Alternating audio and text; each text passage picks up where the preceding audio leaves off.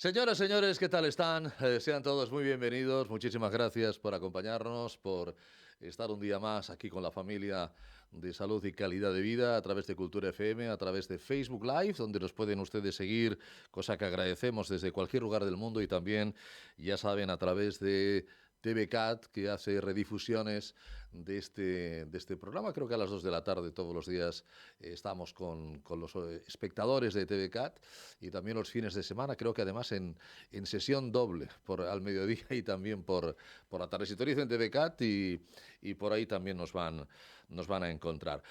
Miren, estamos, ayer fue el segundo aniversario del inicio del estado de alarma con motivo de la COVID-19, el SARS-CoV-2, aquello que nos cambió las vidas, que nos cogió con el pie cambiado, que no sabíamos qué es lo que iba a pasar. No pasado mañana, sino a las 4 siguientes horas. Por cierto, estamos con noticias de que en China, ya saben, ha aparecido otro virus. Mi compañero Javier Cárdenas estaba por aquí, ahora me pregunta, oye, ¿sabes si va a llegar a España? ¿No va a llegar a España? No lo sé, no lo sabemos. Buscaremos información de esas noticias que están llegando. A las pocas semanas de aparecer la COVID, y sobre todo pasados aquellos tres primeros meses tremendos, terribles, que todos recordamos y todos recordaremos los que lo vivimos con horror, ¿no? De la cantidad de gente que fallecía y que fallecía sola. En aquel momento no había vacunas todavía, fallecía sola, sin poder despedirse de sus familiares. Las residencias fueron un foco absoluto de una virulencia tremenda por parte de este virus. Hay personas que no hicieron el duelo, que tuvieron que sepultar un ataúd sin saber realmente quién estaba dentro, si era su familiar o era otro familiar. Eso se pudo constatar. Después de todo eso, empezamos, lógicamente, bueno, pues ya teníamos las mascarillas, ya los médicos tenían sus EPIs, ya empezábamos un poco digamos, a conocer más de cerca la COVID-19. Pero apareció la COVID persistente. De golpe nos damos cuenta, alguien llama la atención y dice, oiga, que a mí es que me diagnosticaron hace 4 meses de COVID y yo sigo con los mismos síntomas. Yo sigo padeciendo, y además no solamente los mismos, sino síntomas agravados, síntomas que yo no había tenido nunca. Una patología o un síndrome de patologías que afecta básicamente a mujeres, y mujeres jóvenes, con una edad media de 40 años, incluso por debajo. Hoy los datos de contagios de COVID superan los 11.126.000 personas en España desde el inicio de la pandemia. Si se habla de que un 10% de esas personas han desarrollado un COVID persistente, estamos hablando de más de 1.100.000. Estamos hablando de más de 1.100.000. ¿Cómo lo está gestionando todo esto la sanidad pública, el Ministerio de Sanidad, la sanidad privada? No lo sé. Es decir, lo cierto es que, como siempre, la ciudadanía, como siempre, los pacientes, se dan la mano, se ponen en contacto unos con otros, crean un asociacionismo, y a partir de ahí, pues, a una entre comillas, ¿no?, ya que estamos con lo de Rusia y Ucrania, a una lucha, en este caso, una lucha en pos de una calidad de vida. Y este programa se llama así, Salud y Calidad de Vida. Hace un mes aproximadamente, el día 9, hablábamos con 2 personas, María en Asturias, Munsa en Lleida. Estaba aquí el doctor Gonzalo Lloveras, que las dos nos explicaron su historia. Hoy tenemos a una buena amiga, la primera persona que yo entrevisté con COVID persistente, y vamos a tener a una doctora que es la responsable, es la CAPT unidad, de la que de momento entendemos que es la única unidad de COVID persistente que hay en que hay en nuestro país, que es al Hospital Germans Trias y Pujol. Hecha esta amplia introducción para situarnos todos donde estamos, sean bienvenidos. Esto es Salud y Calidad de Vida.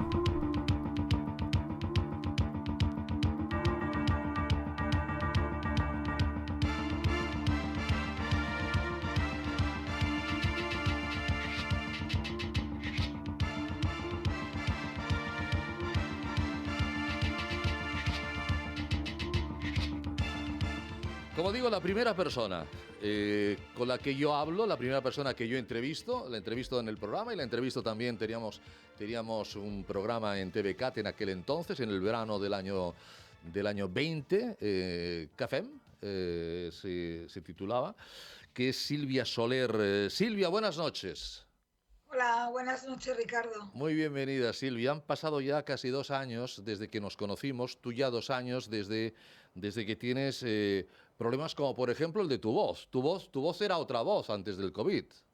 Sí, y tú bien lo sabes que alguna vez o ayer mismo que hablamos, mi Sí, voz se había recuperado un poco, pero sí, vuelve a fallar. sí.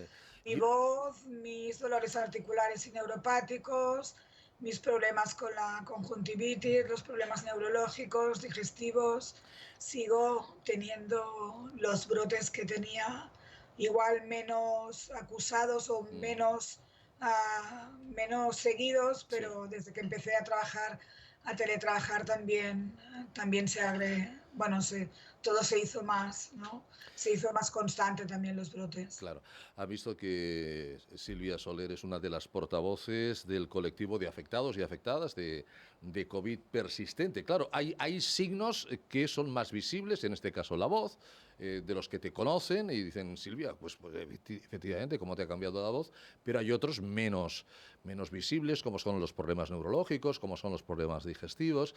Cuando, Silvia, hagamos, pues yo siempre digo y espero y deseo, y es mi ilusión, de que cada día tengamos oyentes nuevos, y tengamos espectadores nuevos que se unan a la familia del programa y que evidentemente no saben la historia de Silvia. ¿Nos la puedes resumir en 2, 3 minutos lo que te ocurrió, Silvia? Sí, yo me infecto mañana, hará 2 años, el 16 de marzo del 2020 empiezan mis síntomas, la faringitis y la dificultad en respirar y la febrícula y al cabo de unos 7, 10 días empiezan a brotar todos los otros síntomas que tuve hasta 15 síntomas diferentes: erupciones en la piel, diarrea, conjuntivitis, anosmia, pérdida del gusto, dolores musculares, niebla mental. Estuve 30 días a 38,5 de fiebre que no bajaba, bueno, multitud, y una neumonía en un solo pulmón. Gracias a una amiga pude. Eso pasa en mayo, junio y sigo no bien. No me recupero bien, pero bueno, parece que. Y a partir de septiembre empiezan nuevos síntomas: todos los dolores articulares, los acúfenos, la hiperacusia, los dolores neuropáticos, las erupciones y siguen hasta ahora. Es decir, los mismos síntomas que tuve durante la infección aguda, digamos, no son los mismos a veces que quedan cuando aparece el COVID persistente. ¿Qué edad tienes, Silvia? 53 años, llevo cumpliendo años con el COVID persistente. Yo Muchas creo veces, que muchas veces te habrán dicho que no los aparentas menos. ¿Eh? ya, ¿Eh? pero bueno, Pero yo bueno, me noto, yo me noto, yo me noto pero cansada y vieja, ¿eh? Me noto no, anciana, me noto, caramba. me Silvia, noto que me han caído años encima. Silvia, el 16 de marzo es cuando tú tienes ya el diagnóstico de COVID y empiezas a hacer todo este cuadro florido que nos estás contando. Es los primeros casos de COVID. ¿A ti te llegan a ingresar por esa neumonía? No, yo voy 3 veces a Viladecans, al hospital de Viladecans. En ese momento, en plena pandemia, no saben, solo atienden a la gente que ¿Mayor? viene muy apurada, y yo me voy con mi neumonía a casa y una saturación muy baja, Sí. pero sin ingreso ni oxígeno. y por tanto estoy 7 días intentando en casa no ahogarme, ¿no? Y sobreviviendo a eso, además en soledad, ¿no? Porque estaba sola. Aislada, evidentemente. Claro, tú pillas en ese momento a los hospitales absolutamente fuera de juego, ¿eh? Colapsados.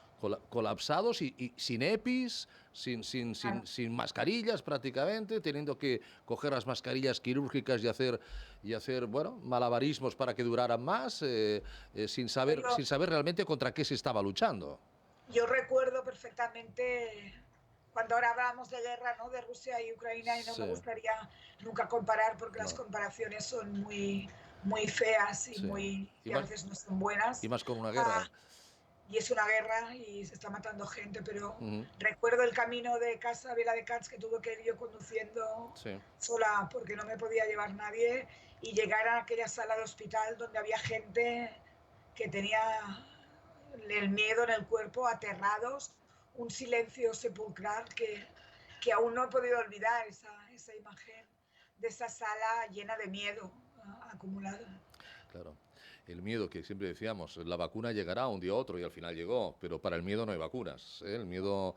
Y era muy lógico que en ese momento tuviéramos miedo y sobre todo era muy lógico que Silvia Soler tuviera miedo, angustia, ansiedad, depresión incluso, porque antes de ese 16 de marzo toda esta florida patología. Silvia era una mujer de 50 años, alegre, feliz, con sus problemas, con sus alegrías, pero desde el punto de vista de salud, ¿cómo era Silvia antes? Pues yo era una persona sin patologías previas, esquiaba, hacía senderismo, Caramba. caminaba, Ujú.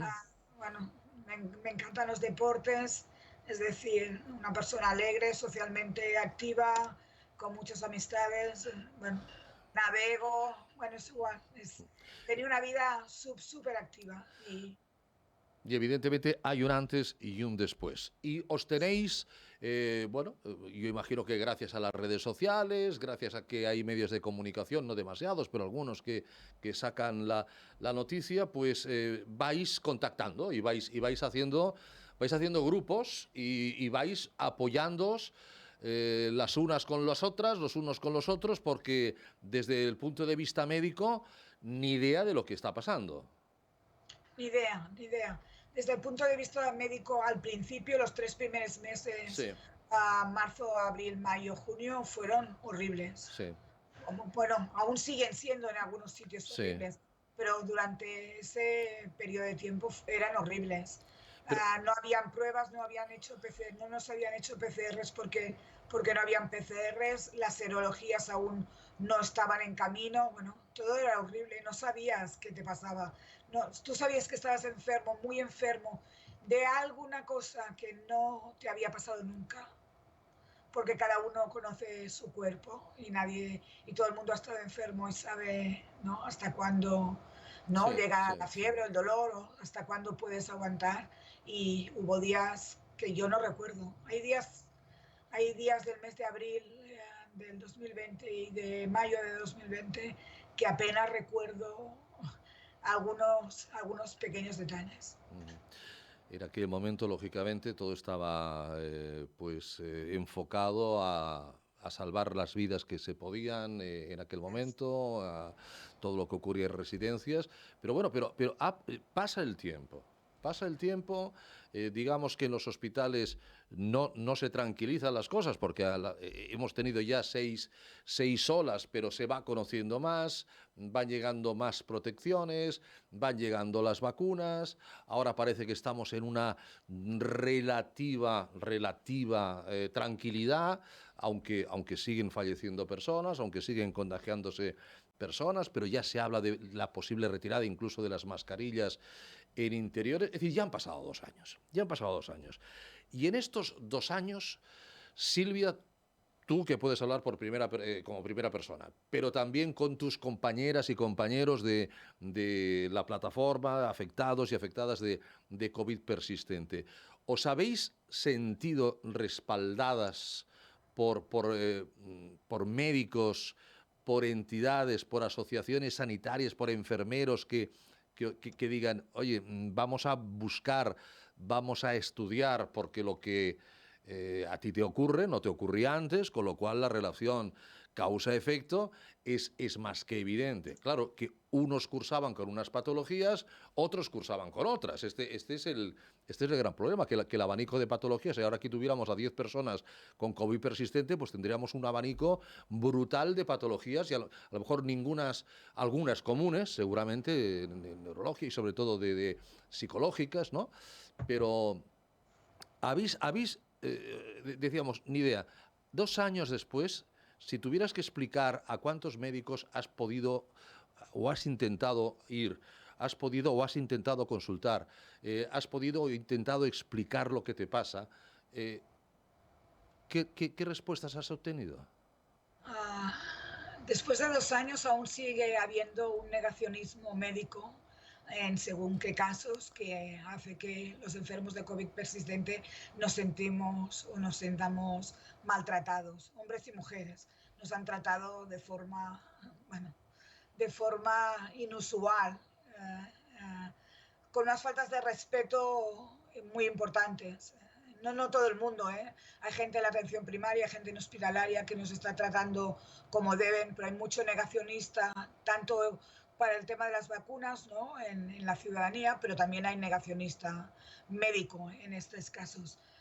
Nosotros lo que hemos conseguido como colectivo es intentar tejer una red de conexión y de contactos entre los enfermos de COVID persistente desde el colectivo de Cataluña y cooperando con otras autonomías, y lo que hemos conseguido es intentar que la investigación y la investigación trabaje de forma cooperativa, ¿no? Yo creo que es de lo más interesante que hemos conseguido. Es decir, que no todo el mundo esté estudiando o haga estudios sobre COVID persistente de forma aleatoria en Cataluña, Uh ¿no? -huh. Sino que, por ejemplo, pues el Hospital de Can Ruti puede estar trabajando con primaria con la Fundación IDIAM Jordi Gol y hacer bueno, cooperación en investigación, ¿no? Intentar que el Colegio de Fisioterapeutas nos ayude a todos e intentar hacer una guía. Bueno, hemos intentado eso, potenciar y ayudar a trabajar de forma cooperativa en investigación y atención en salud, que creo que es una de las cosas más interesantes que nos ha pasado, digamos, porque hemos conseguido incidir en eso. Es posible que, o me estoy equivocando, que la primera vez que te entrevisté, le dijiste a la gente que convive contigo que no ibas a hablar mucho porque si hablabas, la entrevista era a las 3 de la tarde, si no recuerdo mal, te hubieras quedado sin voz. Eh, eh, Sí, es- eh, recuerdo. Eras tú, ¿no? Era yo. Eras tú. Claro, lo que sí estáis es muy bien organizados, porque ya digo que el mes pasado pues contactamos con Munsa de Lleida, con María en Asturias, y hablé contigo y quedamos para hoy. Y entonces, bueno, me derivaron a un periodista que es el que se encarga de coordinar las entrevistas, Rafa, muy agradable, muy simpático, y cuando le dije, no, estoy en Barcelona, y dice, entonces si estás en Barcelona, has de ir a Delfín, que es la que lleva los medios en Cataluña. Es decir, que os habéis organizado muy bien. Yo decía que tenemos ya 11.126.000 oficiales contagiados, porque luego con las pruebas que nos hemos hecho muchos en casa, sobre todo estas pasadas Navidades, hay muchas personas que no han tenido las vías para poder decir, oiga, yo estoy también, he dado positivo, y tampoco se ha comprobado si ese positivo era real o no, pero se habla de un 10% aproximadamente. Y eso decía al principio del programa, corrígeme si me equivoco, Silvia. Un 10% de 11 millones es muy fácil, es 1.100.000. Estamos hablando de un 10%, pero podríamos hablar de un 100%. El problema más grande que estamos teniendo después de 2 años es que no nos han codificado. No nos han codificado, no hay gente que tenga el código de como COVID persistente y por tanto Ya. no estamos contabilizados. Es uno de los problemas más grandes y por el que tenemos que seguir luchando para que nos contabilicen. No sabemos si somos 100.000 o 150.000. Cuando tengamos un código UC009, que nos Sí. codifique a todos iguales aquí, sobre todo en Cataluña, porque aparte en otras comunidades está derivado de otra manera, pero cuando todos tengamos un código único, podremos determinar y nos podrán contar cuántos somos. Si no nos cuentan es porque no deberían interesar mucho contarnos. Mm. ¿Qué es lo que vais a hacer con el Parlamento? Creo que tenéis hay una comisión de salud del Parlamento y, como me decías, en unos días o en unas Sí, semanas tenéis una entrevista, tenéis una reunión, ¿no? hemos pedido poder asistir a la Comisión de Salud del Parlamento para Sí, poder explicar a todos los diputados y diputadas del Parlamento de Cataluña sí. el problema que existe con el COVID persistente, todo el tema de las bajas laborales, todo el tema de la codificación, todo el tema que por favor dejen de destinar dinero a cosas inútiles y destinen dinero a la investigación para que podamos curarnos, no solamente nosotros, igual en la investigación que nos la investigación que nos ayude a nosotros igual también favorecerá otras enfermedades crónicas como la fibromialgia o la Seguro. fatiga crónica. Es decir, que investiguen y que dediquen el dinero a lo que tienen que dedicar, ¿no? Pero el paso uno primero es reconocer la enfermedad, reconocer que la COVID persistente es real, existe y está afectando a un montón de personas. Que no, como dice la página web que habéis puesto, notuinventas.com, no te lo inventas.com, está además en castellano, es una iniciativa Yo Me Corona y está detrás seguro mi buen amigo el doctor Bonaventura Clotet, que para esto tiene una gran habilidad en hacer estas grandes difusiones. No te lo inventas. Es decir, primero tiene que haber el reconocimiento oficial de la enfermedad, ¿no? Bueno, la OMS reconoció el diciembre pasado, reconoció y definió la Y lo enfermedad. definió, sí. Por tanto, alguna cosa hemos conseguido. Hemos conseguido que la OMS, que es la organización que define todas estas, bueno, define las enfermedades, haya puesto un nombre, ¿no? Al COVID persistente y unos síntomas asociados. Quiero decir que en esto ya ahora hay pocos médicos que puedan negarse a decir que no existe el COVID persistente. Pueden no aceptarlo, pueden ponerse de espalda, pero la OMS no, pero la Organización Mundial de la Salud sí que la ha Ujú. reconocido. Pero claro, hay un problema fundamental, que es el tema de la salud, es el tema de la calidad de vida de las personas con COVID persistente. Pero como decimos, son personas jóvenes, son personas en edad laboral, son personas en la flor de la vida. Yo aún recuerdo cuando Munsa me decía cómo había ido empeorando y que primero eran unos dolores, luego eran unos días sí, otros días no, luego más, y que ahora lo único que deseaba es que tener un día sin dolor. Esto nos lo contó aquí el 9 de febrero, hace poco más de un mes.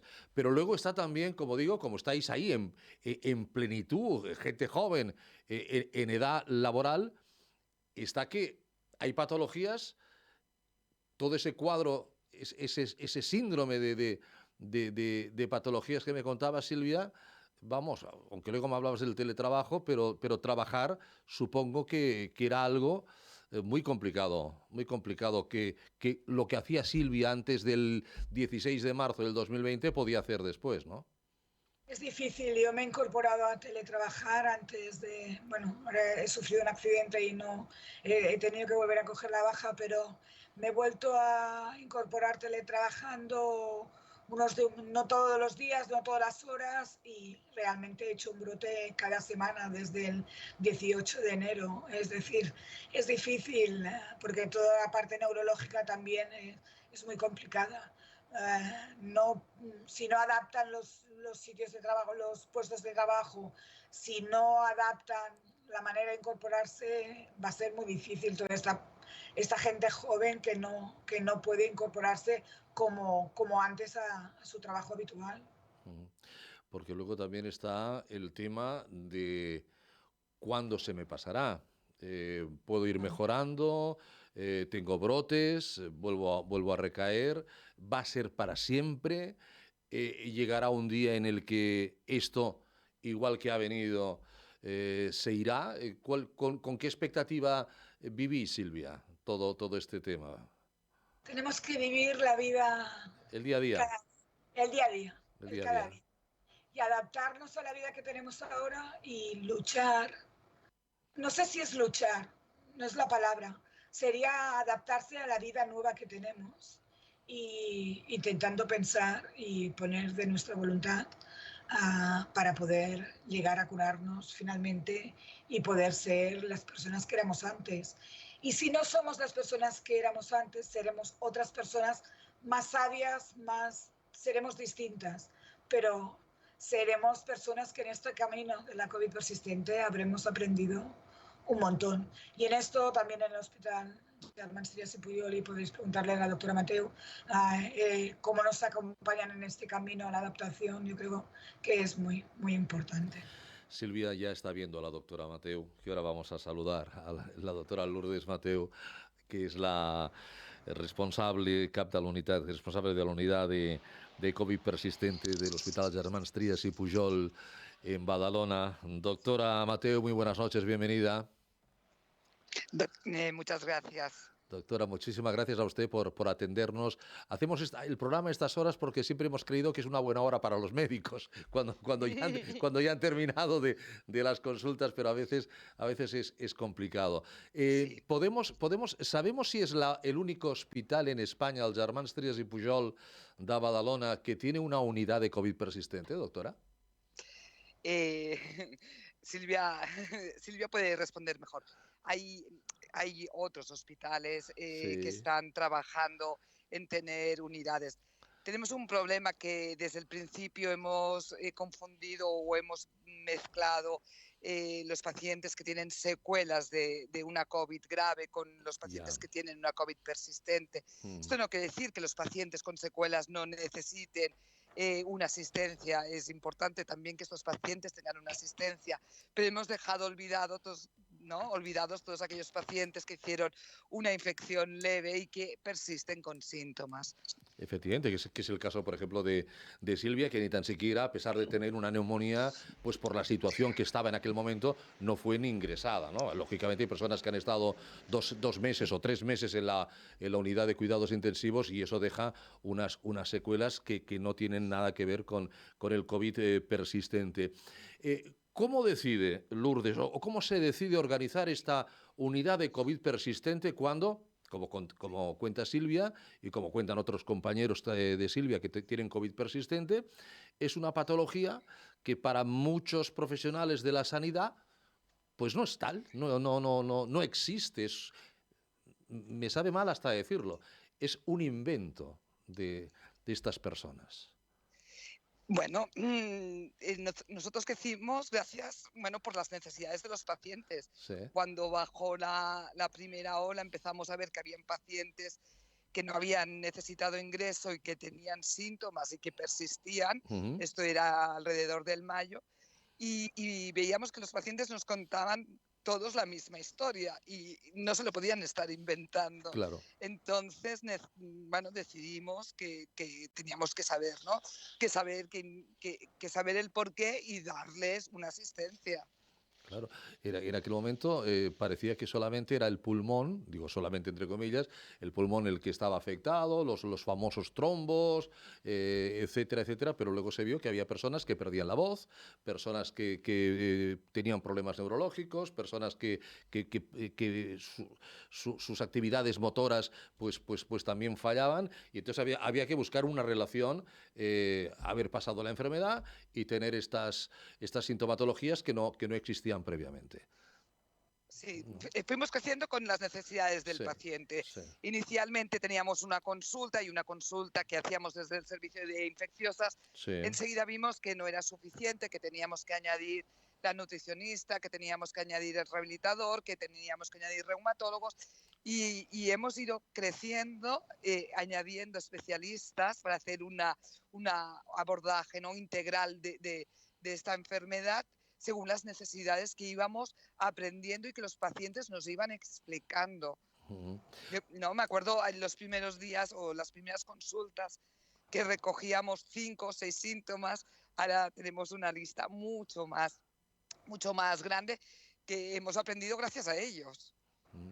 ¿Cuándo se crea la unidad? ¿Se acuerda usted el momento en el que oficialmente queda inaugurada la unidad de COVID persistente dels germans Trias y Pujol?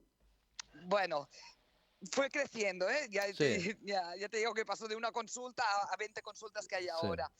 Fue en mayo, yo me acuerdo, de además siempre hablamos de Mar Toro, ¿no? Que nos hizo una entrevista en el diario Ara, y sí, una entrevista que yo dije, sí, sería interesante estudiar a estas pacientes, y al día siguiente teníamos 100 correos electrónicos de que claro. también me pasa a mí.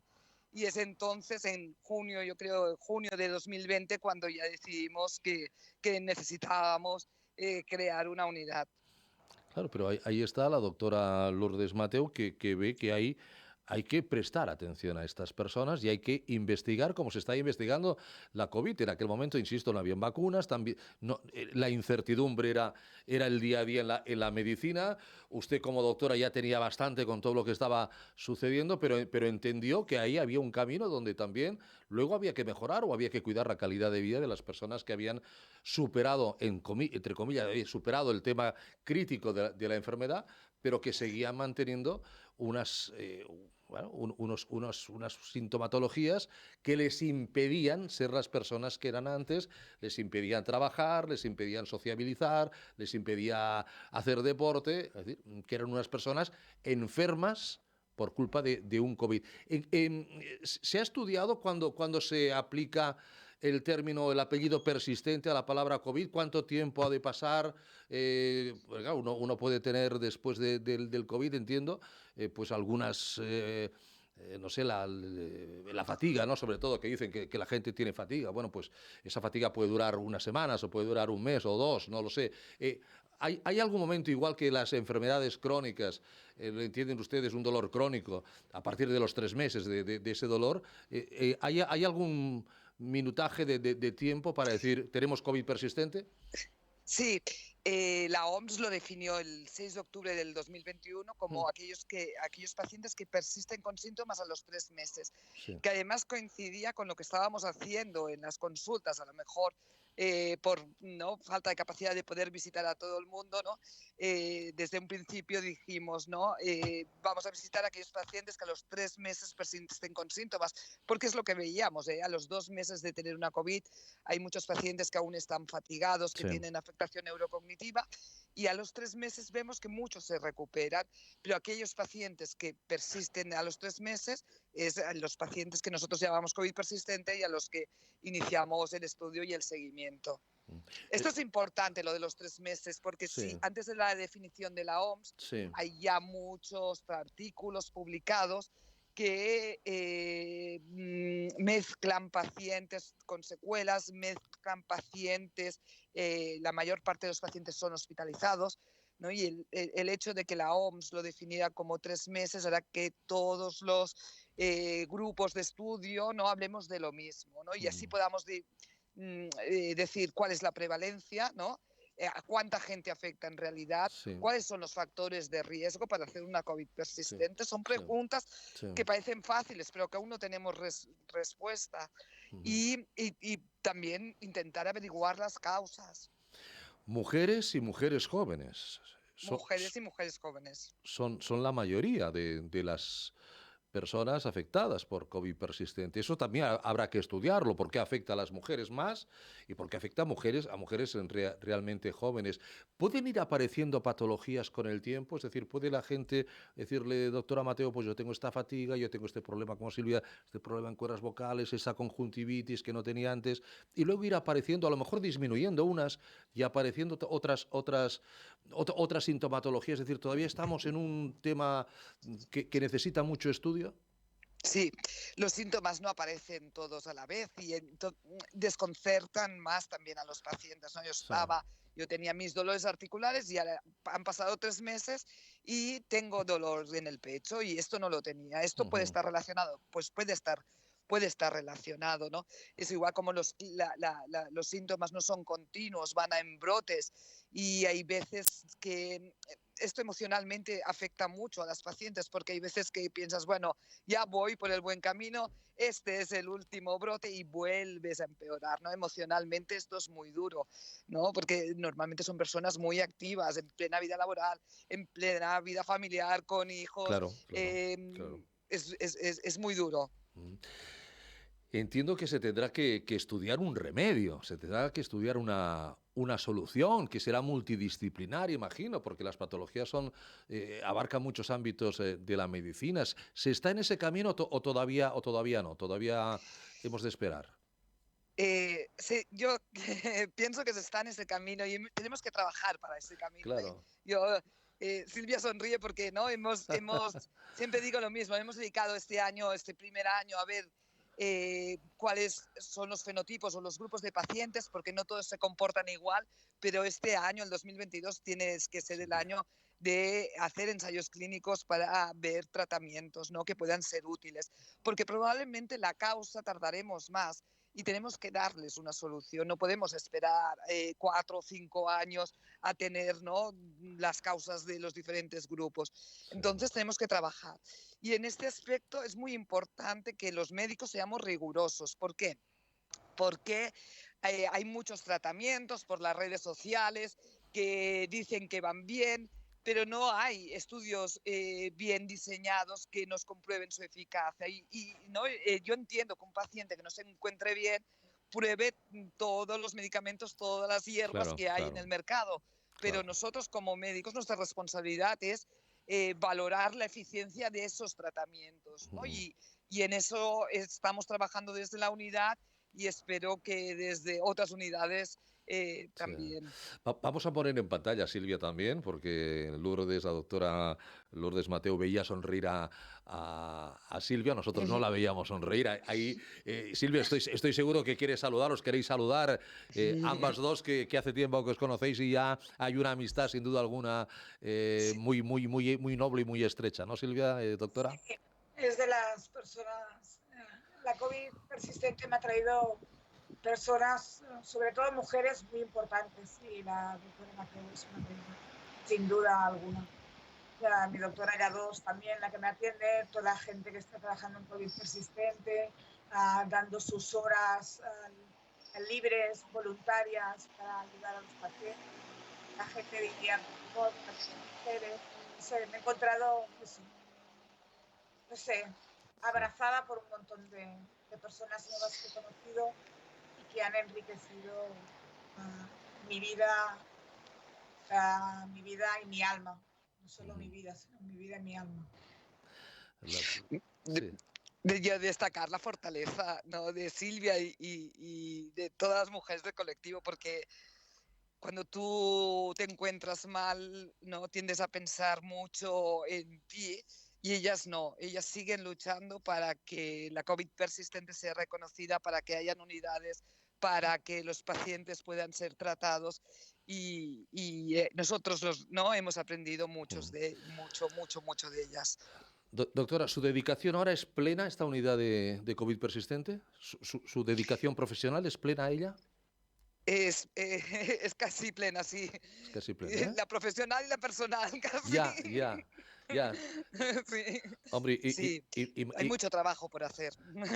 imagino siempre la empatía entre el médico y el paciente es fantástica que exista, pero en estos casos imagino que más por eso, por ser gente joven, gente que está con la incertidumbre. En el vídeo que yo invito a que vean en la web notoinventas.com, noteloinventas.com, hay una persona que dice: lo que quiero es que me digan que esto no va a ser para siempre. Claro, hoy a eso la doctora Lourdes Mateu no puede responder, pero esperemos que pueda responder dentro de poco de que no sea, qué duda cabe, para siempre y que podamos tener una solución. Doctora, complicado lo que voy a preguntar, pero usted responde o no responda, pero... no, lo digo porque lo que decía Silvia, ¿no? Es decir, no podemos engañarnos.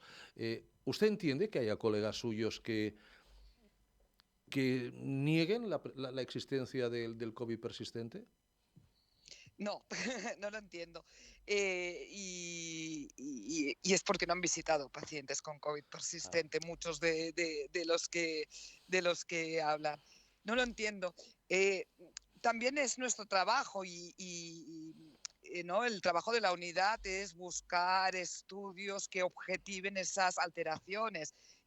¿No? Lo hemos demostrado ya con las resonancias cardíacas, ahora tenemos un estudio del nervio vago que hemos visto que hay afectación, que nos falta acabar de completar el estudio, pero ya hemos evidenciado que hay alteración en el nervio vago, ¿no? Y nuestro trabajo es demostrarles, cuesta mucho a veces demostrarles, pero nuestro trabajo es demostrar que no se lo inventan, que sí que hay alteraciones y que tenemos que ser más humildes los médicos, Sí. que no sepamos algo no quiere decir que no exista. Claro. Decía Silvia, hasta que no nos codifiquen, no sabemos cuántas personas somos afectadas por el COVID persistente. ¿Se puede dar el diagnóstico de COVID persistente, doctora Mateo? Ahora sí, desde enero podemos poner el diagnóstico de COVID persistente. Sí. Me parece que es COVID persistente inespecífico, pero COVID En persistente. Desde específico, enero podemos poner el diagnóstico. bueno, Mm. qué duda cabe que la campaña Yo me corono, ahí hay buena gente, ahí está mi buen amigo doctor Clotet, Bonaventura, entre otros. Es decir, hay un equipazo. En el Hospital Germans Trias y Pujol hay un equipazo siempre atendiendo y ayudando a la gente, a las personas que lo necesitan vamos, como el vivir y el poder vivir con calidad. Yo me estoy preguntando también, si hemos oído que ha habido gente que ha pasado un infarto prácticamente en su casa o un ictus hasta casi las últimas consecuencias porque había miedo de ir a los hospitales porque o había COVID o no había nada, ¿eh? O no había nada más. Cuando se pararon todos los seguimientos, toda la atención primaria, cuando ya no habían visitas de diagnóstico, etcétera, etcétera. Yo me pregunto, ¿cuánta gente a lo mejor tuvo esas problemáticas que directamente que podrían ser un COVID persistente y lo han pasado y lo siguen estando pasando en su casa diciendo, vaya, llevo todavía un año y no se me ha ido ese cansancio o tengo unas cefaleas o tengo un dolor que no tenía y que a lo mejor ni ha consultado, ¿no? Porque la situación en aquel momento estaba muy desbordada. Eso también podía haber pasado. Y pasa. Mm. Yo creo que no, que diagnosticamos la mayor parte de nuestra gente ¿no? De las consultas, nuestros pacientes tienen un nivel cultural alto. Hay mucha Claro. gente que no con más dificultades socioeconómicas que no están siendo diagnosticadas. Hay un biais, ¿no? de social. Ujú. ¿Ustedes pueden dar la baja a estas personas, doctora Mateo? ¿La baja laboral? Nosotros no, la baja laboral la da en los centros de los médicos de atención primaria. Sí. Nosotros lo que estamos viendo es, ¿no? Las injusticias muchas veces de las altas, ¿no? Hay una parte de nuestro trabajo que no nos gusta nada, que es hacer informes para las revisiones de las bajas, ¿no? Y vemos que hay pacientes que están incapacitadas que les obligan a volver al trabajo. Insistir, estos pacientes no quieren la baja, No. quieren volver a trabajar.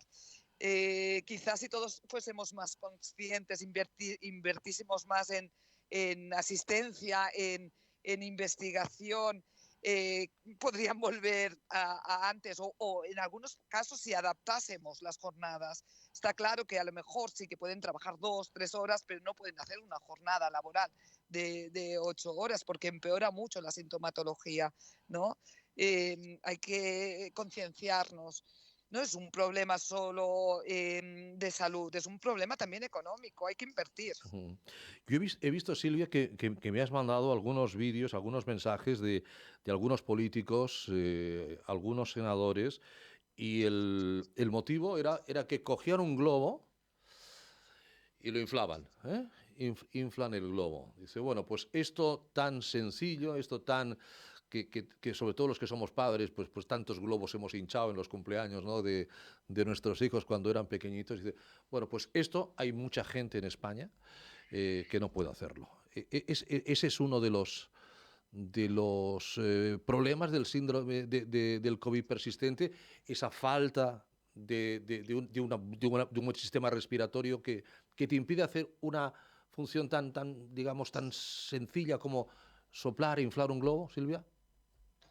Soplar, inflar un globo, subir una rampa con un desnivel muy bajo, Sí, subir 10 escaleras de casa, ya. hacer la cama, ducharte, hacer la cama, comer, trabajar un rato y tender. Es, es todo un poema, digamos, por decirlo de alguna manera. Cualquier cosa que antes era, ni te dabas cuenta que Sí. 10 escaleras te podían costar, o una rampa, o no te cansabas tendiendo, ahora todo te cansa. Y claro, cuesta mucho adaptar a la vida laboral, pero también a la vida diaria, ¿no? Yo, por ejemplo, vivo sola, no tengo hijos, no me puedo imaginar mi COVID persistente con hijos a mi cargo, porque es que no hubiera podido, Ujú. o sí hubiera podido, pero, Pero, pero arrastrándome, quiero decir. pero ¿has tenido algún familiar, alguna amiga, alguien, algún vecino que te ha echado una mano en algún momento? Yo tengo muchos amigos y me han Bueno, ayudado todos, no, no, bueno, no, bueno, y sí, sí. familia y todos, no, no, no quiero decir eso, lo que vengo a decir es que con alguien a cargo hubiera Sí, sido sí, sí, mucho sí. más difícil. Me doy cuenta de compañeras, que gente que tiene familia y Sí. que van Mm. pues arrastrados. Imagínate ahora tener que llevar al colegio, ¿no? A tus hijas o a tus hijos. No sé, o acostarlos o Sí, sí, darles sí, de sí. cenar a una hora concreta Sí, sí. porque, Llevarlos o al médico. o Llevarlos al médico. ayudarles a estudiar o yo qué sé. Ujú. Pero se aprende a gestionar la enfermedad, es decir, por ejemplo, yo insisto porque es lo más visible, ¿no? Tu voz, que no es la voz de la Silvia Soler que tenía. Aprendes a educarla, aprendes a saber cuándo está mejor, cuándo está peor, esa conjuntivitis. Es decir, ¿llegas a saber gestionar todo el síndrome de síntomas que tienes? Yo sé cuándo viene el brote, sí, sé cuándo viene el brote ya, y lo estoy esperando.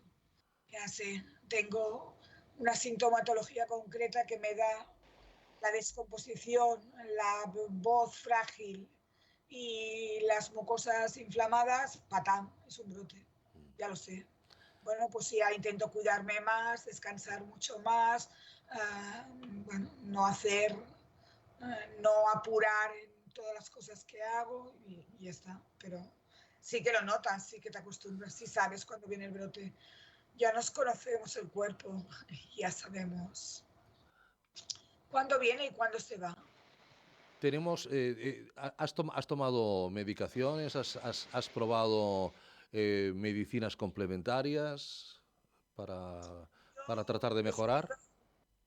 bueno, empecé al principio, antes como fui a Canruti con naturopatía y vitamina C, vitamina D, todas esas vitaminas, Sí. pero por un médico normal, sin hierbas, es decir, por un médico que me recomendó que me vitaminara, un reumatólogo del Hospital del Mar, y desde que estoy en el estudio de Canruti tomo para la sintomatología, es decir, he hecho logopedia, rehabilitación para mi tema funcional de voz y pulmonar, me han dado para mis gastritis, no sé qué, y para mis dolores, para los síntomas, no tomo una medicación concreta. Si te sirve de algo, yo es la vez que mejor te oigo la voz, ¿eh? O sea, que vamos, de aquel junio del 2020, la primera vez a hoy, ha recuperado mucha voz. Bueno, no, he mejorado, no. Ahora llevaba No. 10 días que tenía una voz espléndida, era mi voz Ah, energética de siempre. y vuelve a Pero bajar, vuelve a bueno, bajar. vuelve, ya, sí, todo Bueno. vuelve. Pero a pesar de todo, a pesar de haberla bajado, estás mucho mejor. ¿Cuántas personas, y no la molesto mucho más, doctora Lourdes Mateu, cuántas personas está atendiendo usted en su unidad? Bueno, no sé, hemos atendido más de 600 personas. Buah, más de 600 personas. Es que ya ven que está en el exterior la doctora Mateu, y a veces la conexión es un poco complicada de mantenerse. Veo también, Silvia, que también pedís en esta web notoinventas.com también apoyo económico. ¿Para qué? Ay, perdón, disculpad que me ha ido la conexión. Sí, pero la acabamos de Perdón. recuperar, Lourdes, la acabamos de recuperar. Ahora. Lo habíamos dejado en unas 600 personas que estaba Sí, atendiendo. sí, y tenemos ahora programadas en los próximos, de aquí a junio, unas 250 primeras visitas. Tenemos 500 correos Sí, electrónicos sí. por atender y tenemos mucha, ¿Lo mucha hacemos, lista de espera. lo hacemos presencial o lo hacemos online o lo hacemos telefónicamente? ¿Cómo nos lo...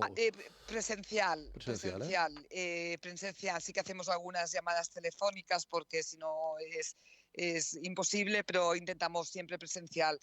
Estamos trabajando ahora con nuestra área de salud en la Metropolitana Norte Ujú, para que el circuito de asistencia al COVID persistente mejore, porque el COVID persistente se debería atender en atención primaria y tienen que ser los grandes protagonistas, los médicos de atención primaria.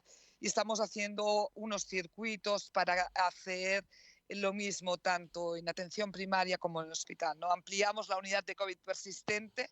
y un paciente será igualmente atendido en primaria que en el hospital. O esta es nuestra intención y es lo que estamos presentando y espero que nos acepten y espero que en un mes o un poco más de un mes poder empezar con un programa piloto en un centro de atención primaria y lo podamos atender.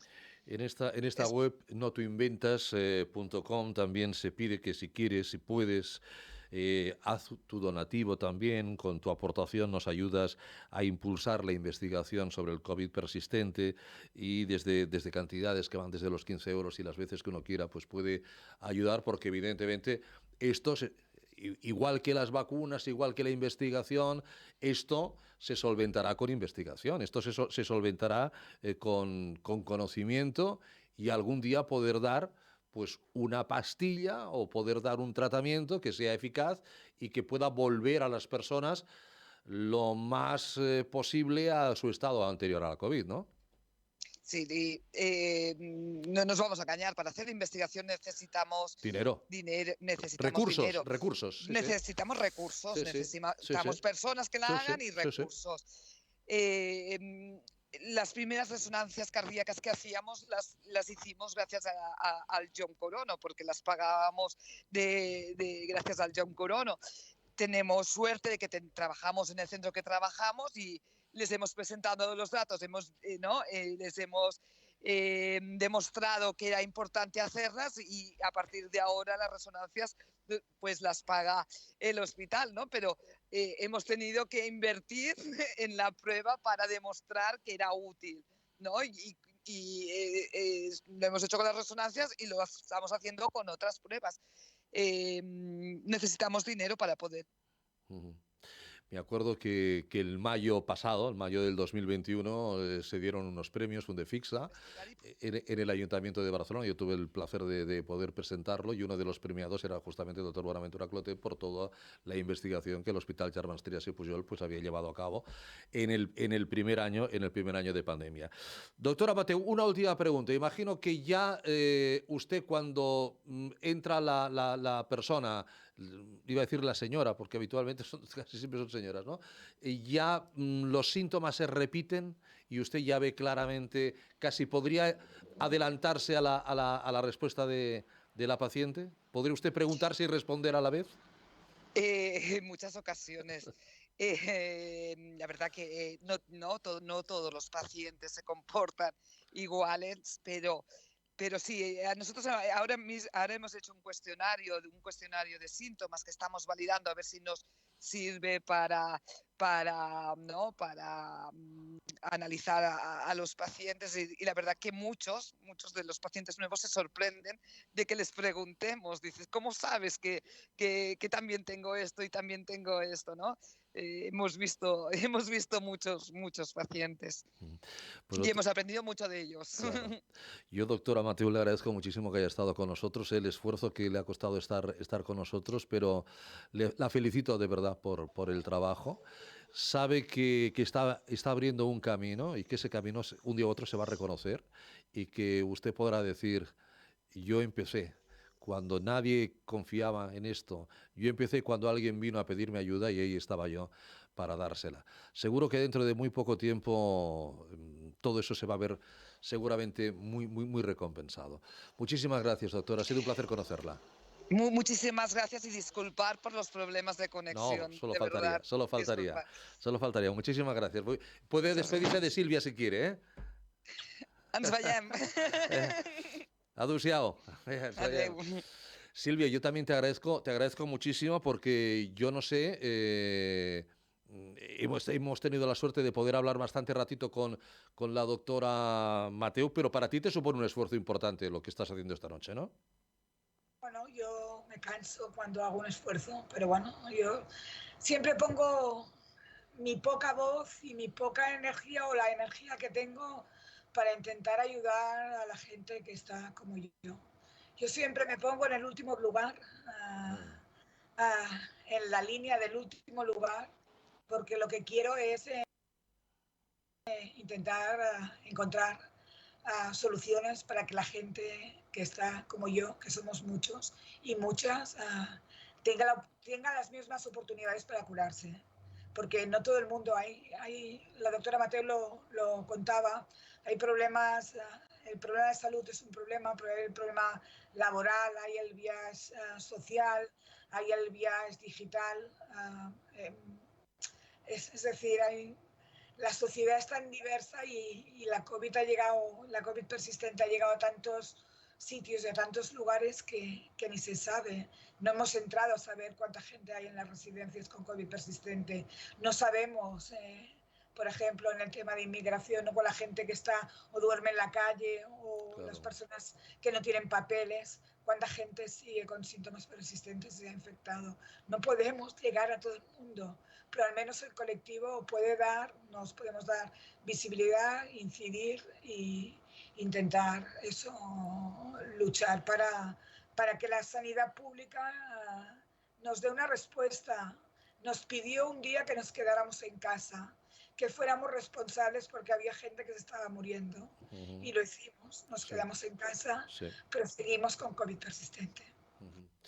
En vuestras asociaciones, vuestros colectivos, tenéis, porque lo acabas de mencionar, es un tema que tiene otro programa, ¿no? El tema del trabajo, el tema de las bajas y el tema de las altas, que la doctora Mateu ya ha reconocido que hay muchas altas que se dan sin tenerlas que dar, pero que por el sistema que tenemos montado, pues obliga a una persona que no está en condiciones a ir trabajando. Tenéis también abogados laboralistas, lógicamente también depende del empleador de cada uno, ¿no? De cómo lo entienda, del corazoncito y de la confianza también que tenga con esa persona, pero eso merece un programa aparte también, el aspecto laboral, ¿eh?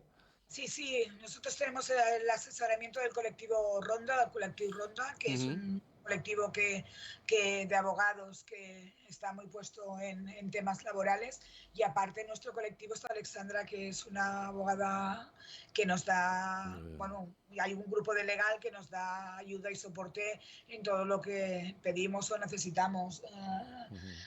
La ley no ha cambiado, la ley no permite alargar las bajas más allá de los 18 meses más 6 hasta los 24, y más allá de allí no.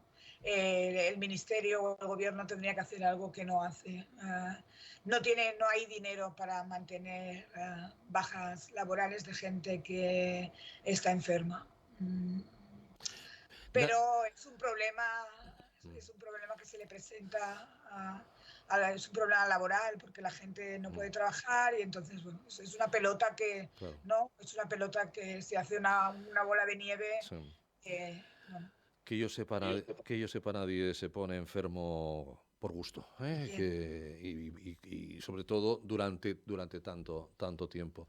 Hemos intentado durante una hora hablar, dar voz, dar también pues imagen y que la gente sepa más de lo que está sucediendo. Ahora hay un programa, yo te lo voy a mandar también para que lo podáis compartir y ojalá llegue a mucha gente y llegue a las personas que puedan solventar cada una desde su posibilidad, pues esta solución. Aquí me tendréis siempre para seguir hablando. No te me escapes, que en pocos meses seguimos hablando, Silvia. ¿De acuerdo? Yo te lo agradezco, Ricardo, porque has estado desde el principio y también formas parte de esas nuevas personas que he conocido magníficas en el COVID persistente. Te lo agradezco muchísimo, Silvia. Ahí me tienes. Un abrazo fuerte. Silvia Soler. Gracias, buenas noches. Aleix Lari estuvo en la dirección técnica. Les habló Ricardo Aparicio. COVID persistente. Mañana volvemos. Buenas noches.